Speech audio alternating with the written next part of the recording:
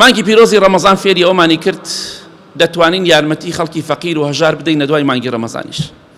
ئەم مانگە سەخی بووین، هەر کەسێک حاڵی خراپ بووایە دڵمان بۆی ژانی دەکرد و یارمەتیمانەدا.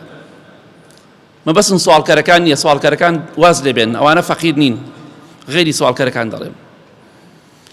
مانگی پیرۆزی ڕەمەزان فێری بەخشینمانی کرد، فێری ئەومانی کرد ئاگامان لە فەقیر و هەژارەکان بێ.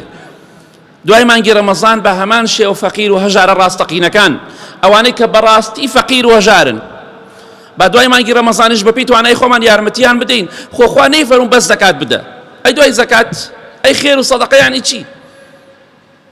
کەواتە ئێمە دەتوانین سەخی بین، دەتوانین ببەخشین بەپێی توانا. دەزانی پێغەمبەری خوا چی دەفەرمێ صلی الله علیه وسلم؟ دەفەرمێ هەموو بەیانیەک بە درێژایی ساڵ، هەموو بەیانیەک کە بەیانی دەبێتەوە، دوو مەلایکە لە ئاسمانەوە دێنە خوارەوە، هەموو بەیانیەک. ئەمە دووبارە بێتەوە هەموو ڕۆژێک، بەس مانگی ڕەمەزان نییە، هەموو ڕۆژێک دوو مەلایکە دێنە خوارەوە لە ئاسمان سەلامی خوایان لەسەر بێ. یەکێکیان دەڵێ اللهم ئەعطی منفقا خەلفا، ئەوە کتێکیان دەفەرمێ اللهم ئەعطی ممسكا تلفا.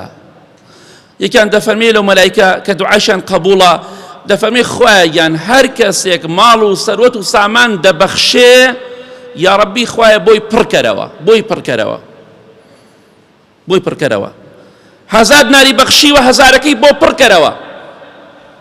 یەکێکیشیان دەفەرمێ مەلایکەی دووەم سەلامی خوای لەسەر بێ، ئەفەرمێ خوایە گیان ئەوەی ماڵ و سەروەت و سامان نابەخشێ و گرتوێتی خوایە لە ناوی بە ماڵ و سەروەت و سامانەکەی. پێت خۆشە مەلایکە دوعات بۆ بکە یا دوعات لێ بکات؟